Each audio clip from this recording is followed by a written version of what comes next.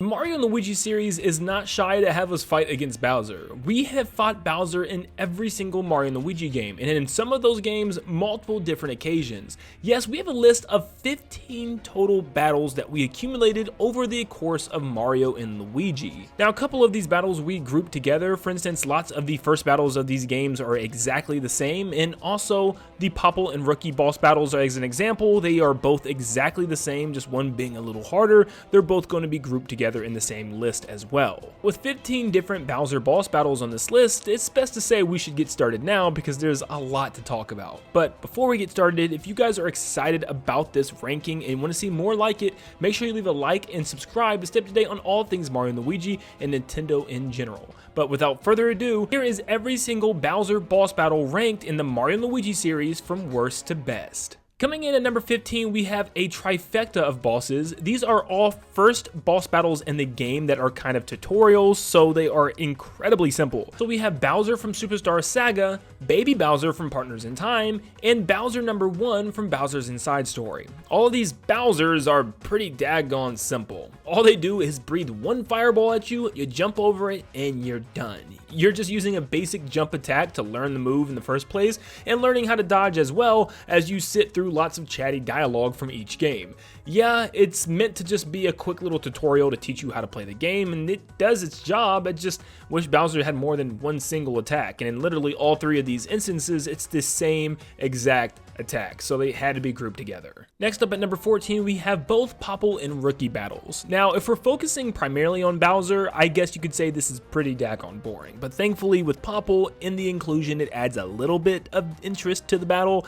Bowser literally just stands there in his blue mask and just chucks hammers. He's like a ultra hammer bro battle in this game. I don't really understand why he has really no other attack. He'll shoot an occasional fireball, he'll get mad and attack right away, and also throw an extra hammer if you hit Popple. So there's really not much to this battle. Popple does his own little thing where he'll slowly come up to the characters in order to steal an item from them, but you can easily just hit him with a hammer. It's nothing difficult at all, and more just gag battles if anything. Next up, we have Shrowser from Partners in Time. Now let me start by saying that I actually thought this was a really cool, fun ending to the game because it's not meant to be taken seriously. I mean, we've already gone through a gauntlet of final bosses with the Shroob sisters, so having something like this at the end was actually pretty unique and different for the game and for the entire series because you don't attack at all, and that's why a lot of people hate this. Is you're literally just dodging all of Shrowser's attacks, where Bowser is possessed by Elder Princess Shroob and he's just doing lots of attacks to hit the bros. Every time you dodge them, it will deal damage to Elder Princess Shroob's ghost at the top of the screen.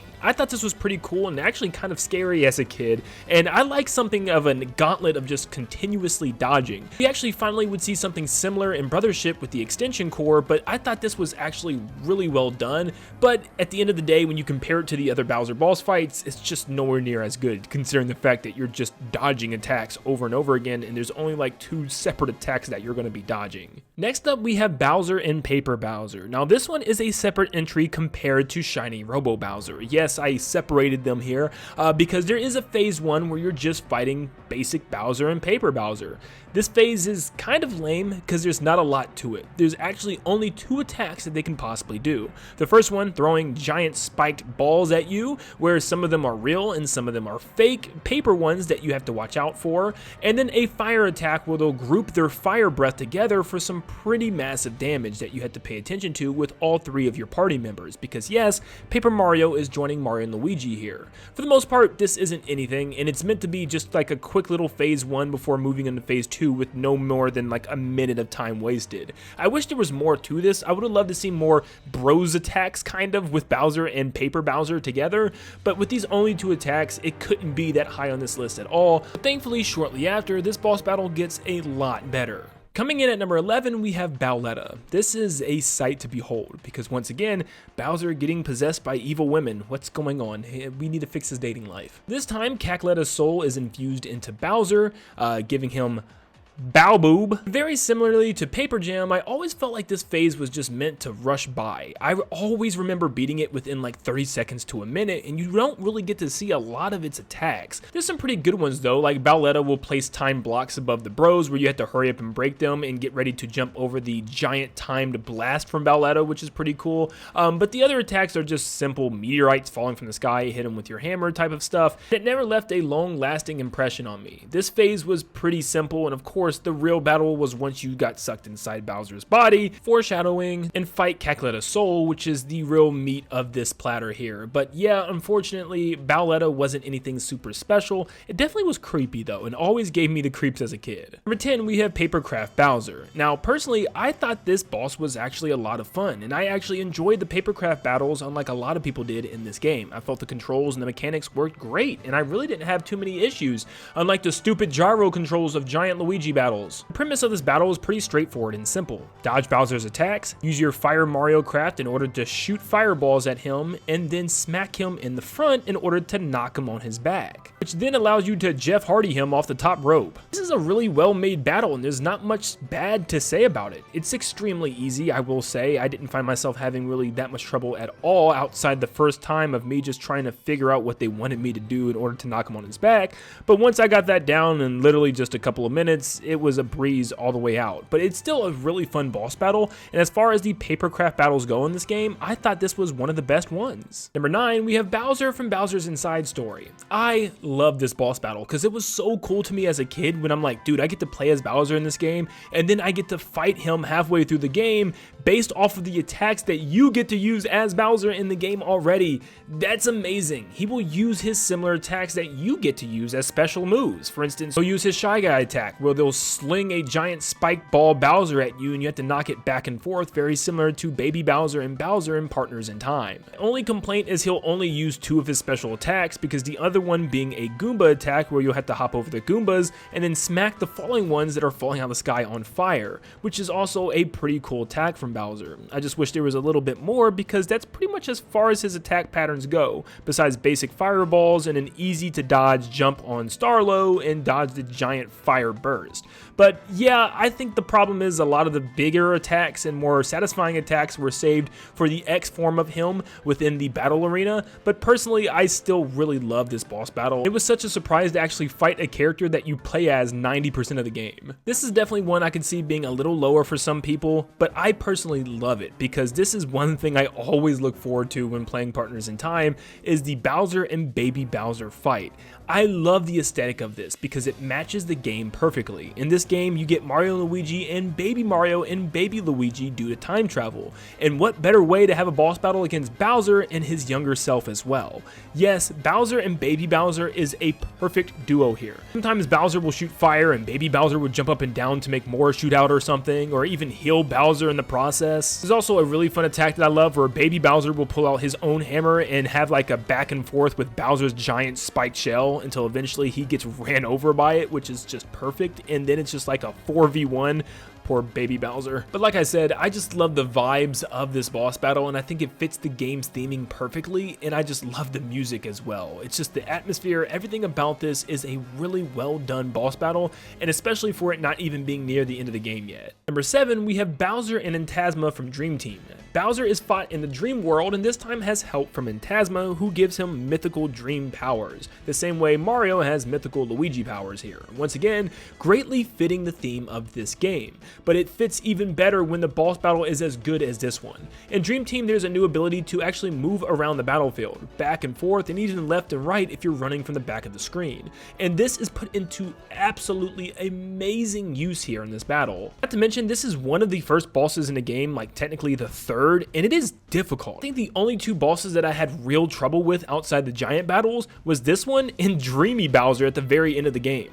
This is a fight, man, and especially with low health and when he has high damage, he has a lot of crazy attacks. Some that just come out of nowhere, like a punching attack where he'll flip and flop around the screen and you have to be ready for it and punch him as soon as he charges you. This is difficult for someone's first time playing a Mario and Luigi game, and especially this early in the game.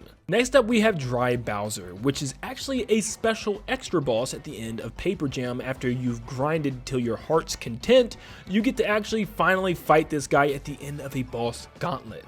And this guy is brutal, especially when you have to go through a gauntlet of every single boss in the entire game to get here. You have no clue what he's going to do to you, and he has some crazy attacks. And I think that's the problem with this boss battle, is some of these attacks just go a little too far, and I can say that with a lot of the bosses in Paper Jam. There's some attacks in this game that just don't end. He'll throw some bones at you and you have to pay attention to the way they bounce forward, and they'll bounce back in a different way where you don't have to jump, and then he'll throw his head for another attack in the same batch of attacks where you'll have to know when to jump or not to jump as Paper Mario. There's just so much going on at times where the cues are just often overlooked because I'm so overwhelmed by everything that's happening on screen.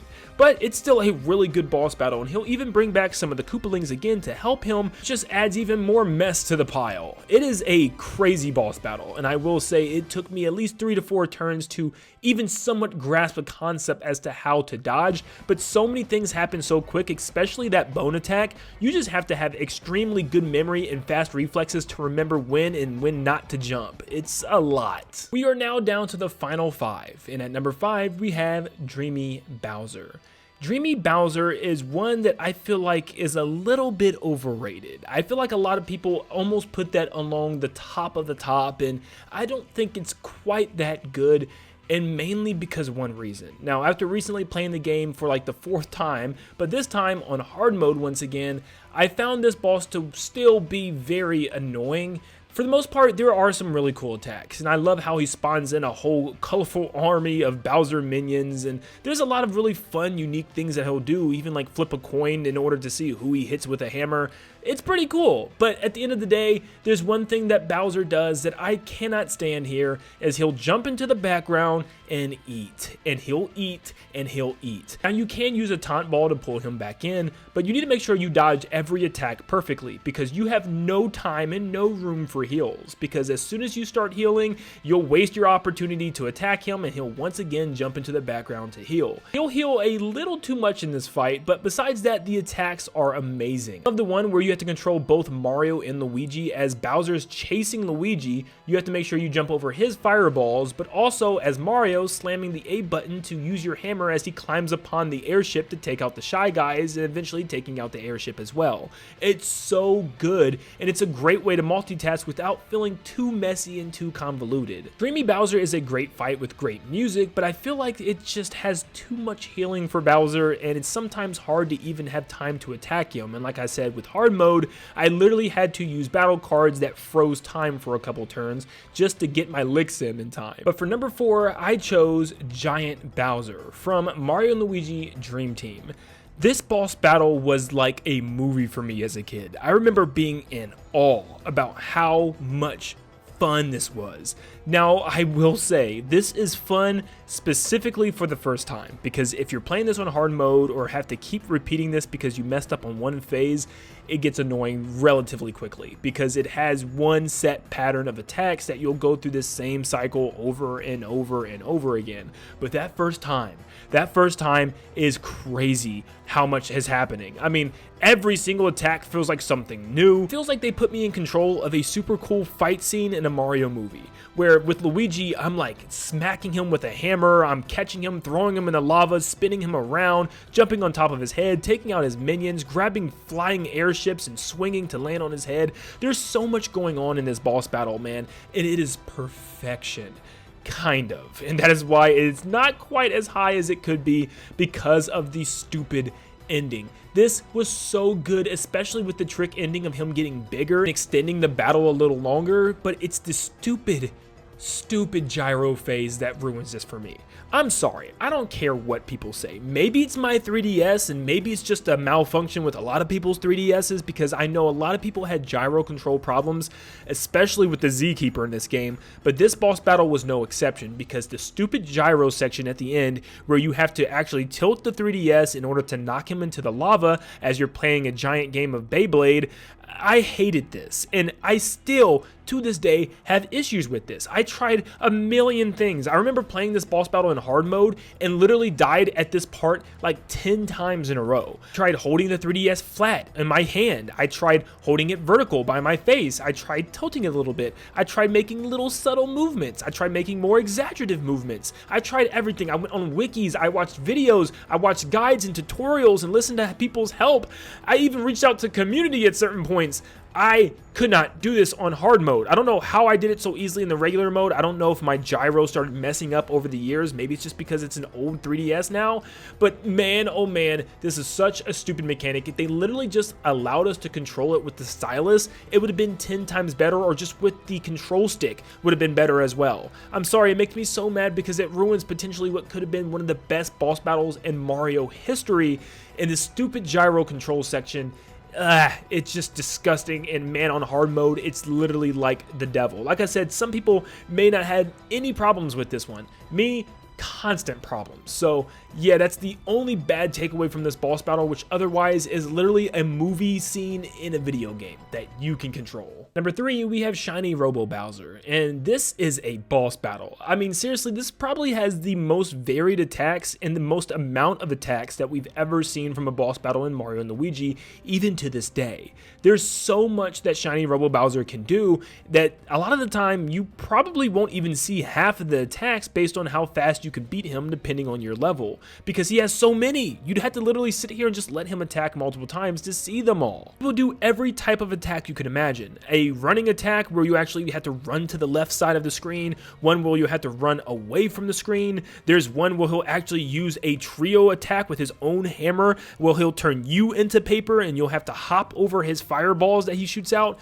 There's so much going on with this boss battle, but unfortunately it kind of suffers from the same thing that Dry Bowser did, where some of these attacks are just brutal to the point where you'll have no clue what you're doing because there's just too much going on. There's one attack that I love, but man, it took me like years later to understand exactly what they wanted me to do, was where he punches at each bro several times, and you actually have to count each time that he punches in order to be ready to jump with Paper Mario. It's so good, it's so random and crazy, but it's so good. They actually make Bowser a serious threat here, and I feel like it's one of the few times in the entire series we see Bowser at a power level quite like this, where he can literally transform his arms into cannons, he can transform himself into a tank. There's so much here that I love, but once again, my only issue is that sometimes some of these attacks go a little too far and don't give you the proper cues in order to dodge them. I know Mario and Luigi is built on trial and error, it's built on learning these attacks, but some of these take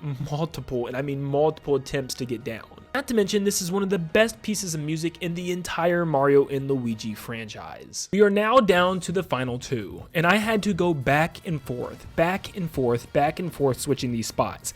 Call me recency biased, but Glohm Bowser is a beast, and I don't even know if it's recency bias because I said in my final boss ranking that Reclusa was the worst boss in the entire final boss series. I remember after defeating Glohm Bowser, I felt a feeling of satisfaction unlike any I felt before. Like, it was like, wow, this was a cinematic masterpiece. Glohm Bowser and regular Bowser in Brothership are essentially the same fight, with Glohm just being a lot more powerful, being able to dish out Glohm status effects. But everything from the cinematic nature of this battle being at the top Zakid's castle, which then eventually will take you down into the rubble beneath the castle, the red, gloomy, cloudy sky from the Glohm taking over is beautiful. But enough about the scenery and about everything that's going on around the battle. Let's talk about the battle itself. Bowser's attacks are vicious here. From spinning around the bros and launching his shell at you, or even the little cool 1v1 moments where he'll drop down in front of one individual bro and do different attacks like ground pounds, sending out shockwaves, or just straight up breathing fire at them that you have to be ready to jump over. I love the camera angle here, almost giving it a 3D effect into this battle. It's absolutely brilliant. Now, my only real complaint is I wish Bowser had a couple more attacks, but seriously, the reason why it's this high is because of the Luigi's logic used here. Oh my gosh. Luigi looks at the airship in the background, jumps on top, very similar to what Mario did in Dream Team's Dreamy Bowser fight, and you actually get to fly the thing in the air as Bowser chases you in the sky and have kind of a shoot 'em up style of fight in the sky. in this RPG game. Like, what? This is phenomenal. This just takes battling to a whole nother level, and it makes me so mad that they didn't utilize the Luigi's logic even more with stuff like this and other boss battles and gameplay mechanics. Like, this is the future of Mario and Luigi, and this is something that I was just shocked when it first happened. I remember the very first time getting blasted out the sky immediately because I was like, wait a second, what? This is happening? I'm actually doing this? It's so good. It's so cool. And it's such a nice switch up and change of pace for a boss battle in a Mario and Luigi game. And that is why it was almost my number one, but still not surpassing, of course, Dark Star Bowser from Mario and Luigi Bowser's Inside Story. I mean, come on, you knew this was going to happen because this boss battle still stands the test of time. It has the perfect battle theme, the perfect cinematic background with all the wind howling and purple clouds on the top of the Dark Star Castle. Oh, Dark Star Bowser is just him, man. He has so many fun attacks and so many unique things that you have to do, like bust out of a cage or take out a whole army of Dark Bowser minions as you rush towards him, and then punching him in the stomach to shoot out Popple just to suck him back up for the bros to handle in Bowser's stomach is exceptional. Now, I will say, if we weren't counting the Popple section, which I don't know if we should technically since we didn't count the Bowletta section in Superstar Saga, I guess you could technically say Glohm Bowser would be number one.